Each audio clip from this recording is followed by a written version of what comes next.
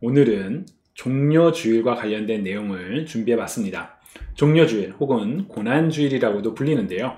이제 돌아오는 주일이 바로 이 주일이거든요. 종려주일이라는 건 어떤 의미가 있을까요? 그리고 종려주일 하면 이제 크게 두 개의 키워드가 있는데 호산나라는 단어가 있고요. 이 호산나라는 어떤 의미가 담겨 있을까?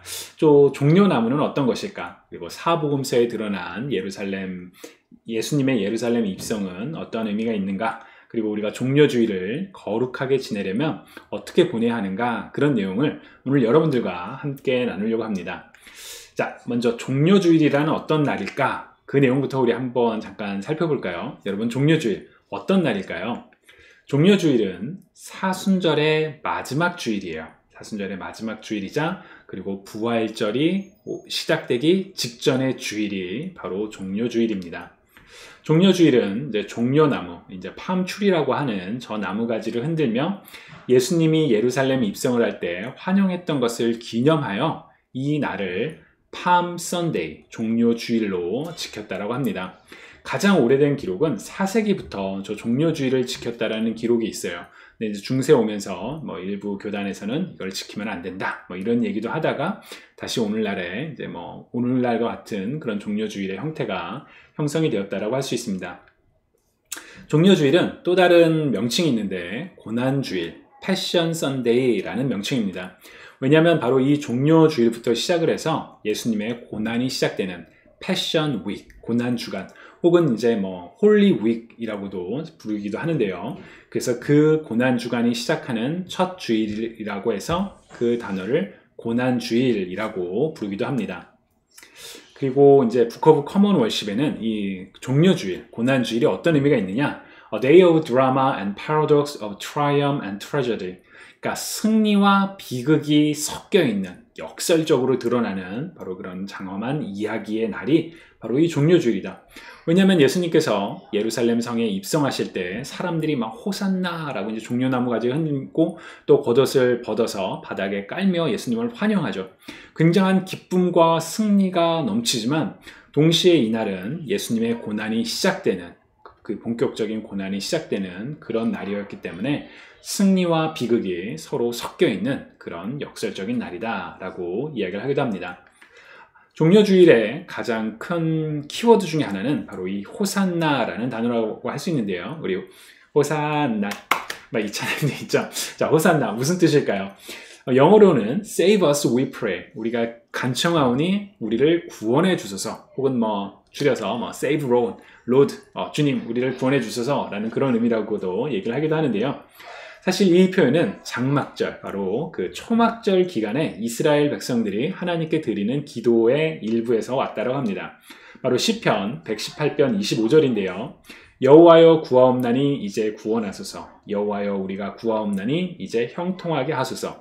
여호와여 구하옵나니, 하나님 우리가 기도합니다, 이제 우리를 구원하소서. 바로 그 단어의 의미가 호산나라는 거죠. 그래서 이 호산나는 승리에 대한 확신의 찬양과 더불어 하나님의 구원에 대한 간절한 기도의 의미가 함께 담겨 있는 단어라고 합니다. 우리 이제 교회에서 흔하게 사용하는 단어가 바로 이 호산나인데, 호산나를 들으면 하나님 우리를 구원해 주세요 라는 간절함과 동시에 하나님의 구원으로 말미암아 우리가 이미 승리했다 라는 그런 기쁨이 담겨 있는 단어다 라고 기억하시면 좋을 것 같습니다. 자, 여러분들과 나눈 내용은 제가 혼자 만들어낸 내용이 아니라 렉시언 바이블 딕셔너리를 비롯해서 여러 자료들을 정리한 그런 내용입니다. 자, 종려나무, 여러분 이제 종려나무에 관해서도 한번 좀 살펴보면 좋을 것 같아요. 종려나무의 열매는 바로 대추야자인데요. 데이츠, 여러분 데이츠 먹어보신 적 있나요? 이 종려나무는 한 가지에, 저기 보시면 주렁주렁 달린 거 보이시나요? 저게 이제 그 종려나무의 열매인 데이츠인데 20kg이 넘을 정도로 많은 열매가 맺힌대요.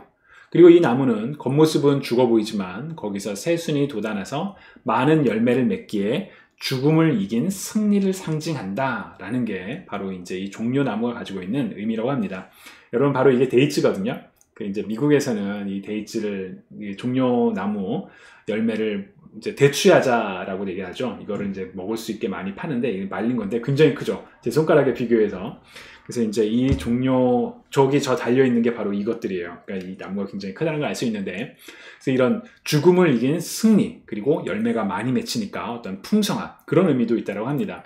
또 성경에 보면 이 종려나무 가지를 흔드는 게 기쁨을 표현한 것하고도 연관이 되는데요.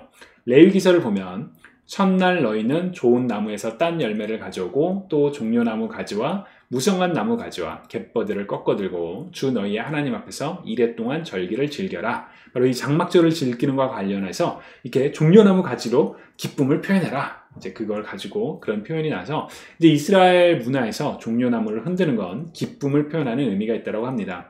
그래서 예수님께서 예루살렘 성에 들어오실 때 사람들이 종려나무를 흔들었던 이유, 이제 그런 기쁨의 표현이고, 또 옷을 벗어서 바닥에 깔았던 이유, 통치자를 환영하는 의미, 그러니까 왕과 통치자를 환영하는 의미로 바로 이 종려나무를 이제 흔들었다라고 우리가 이야기할 수 있습니다.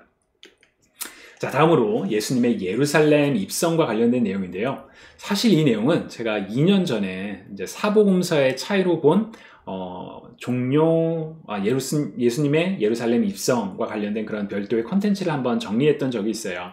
그 내용의 일부를 좀 정리한 내용입니다. 사복음서는 예수님의 사역과 행적에 대해서 각각 다른 관점으로 조금씩 기록되어 있죠. 그래서 어떤 사건들은 이제 나타나긴 하는데 복음서마다 사복음서 모두에 공통적으로 기록된 사건들은 그렇게 많지는 않아요. 근데 이 예수님께서 예루살렘 입성을 하시는 그 장면은 사복음서 모두에 공통적으로 등장하는 장면이거든요. 마태복음 21장, 마가복음 11장, 누가복음 19장, 요한복음 12장에 각각 기록되어 있는데 복음서의 저자들의 관점에 따라서 이 내용들이 조금씩 다릅니다. 근데 이제 제가 지금 소개해드리는 건 그때 설명해드렸던 영상의 일부니까 나중에 한번 그 영상 사복음서 종려주일 검색하면 나오거든요. 그걸 한번 보셔도 좋을 것 같아요. 자, 마태복음에 기록된 예수님의 예루살렘 입성과 관련된 중요한 내용은 예언의 성취를 강조한다는 내용이에요. 뭐냐면 마태복음 21장 4절에서 5절 보면 이것은 예언자를 시켜서 하신 말씀을 이루시려는 것이었다. 그 예언이 뭐였냐면 시온의 딸에게 말하여라. 보아라. 내 임금이 내게로 오신다. 그는 온유하시어 나귀를 타셨으니 어린 나귀 곧 멍에 매는 짐승의 새끼다.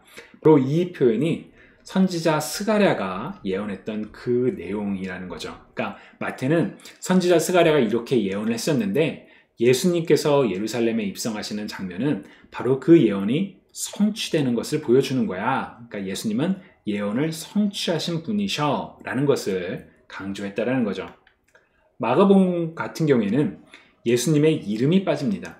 보통 이 예루살렘 입성과 관련된 각각의 그 기록들을 보면 마태복음에는 다윗의 자손이여, 또 누가복음에는 주의 이름으로 오시는 왕, 또 요한복음에는 이스라엘의 왕이여, 이런 표현이 등장하거든요. 근데 마가복음에는 그런 표현이 없어요.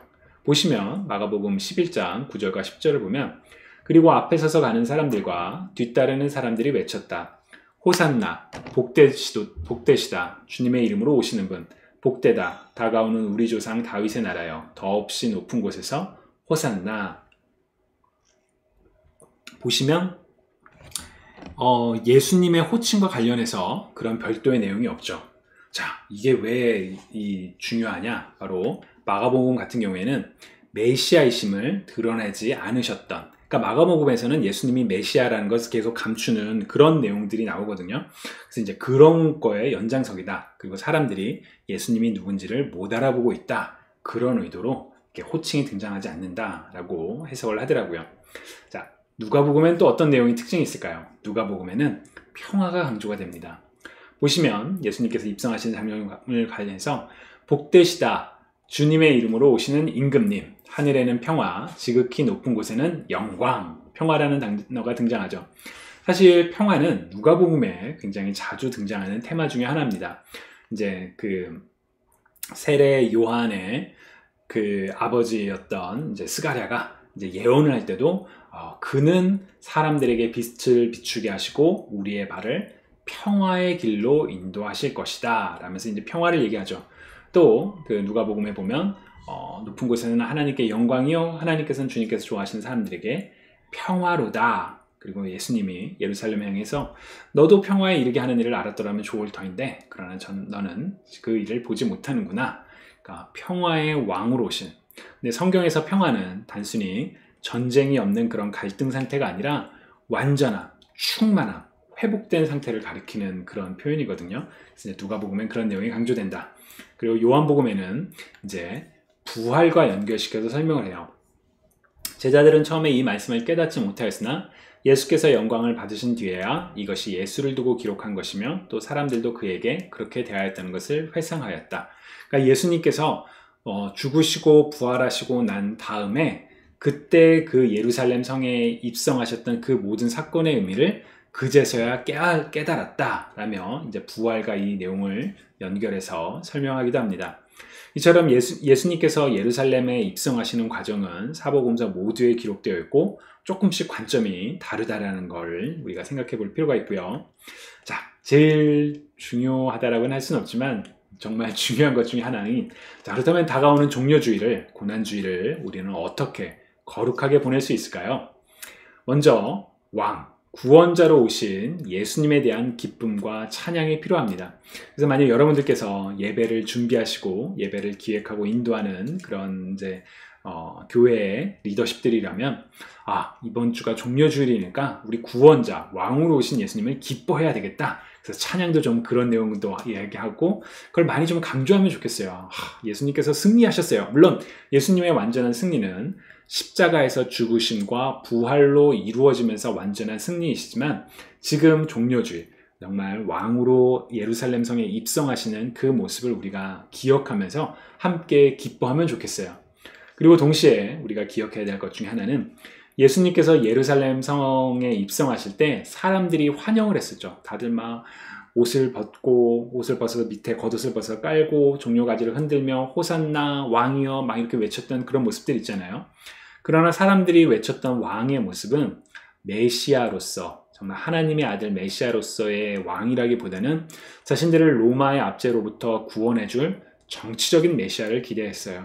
그러니까 눈앞에 보인 예수님을 제대로 보지 못하고 자기들이 원하는 것에 예수님을 투영시킨 거죠. 그러니까 결국 예수님을 보는데 실패한 거죠. 마치 마가복음에서 사람들이 예수님에 대한 호칭을 제대로 말하지 못하는 것처럼.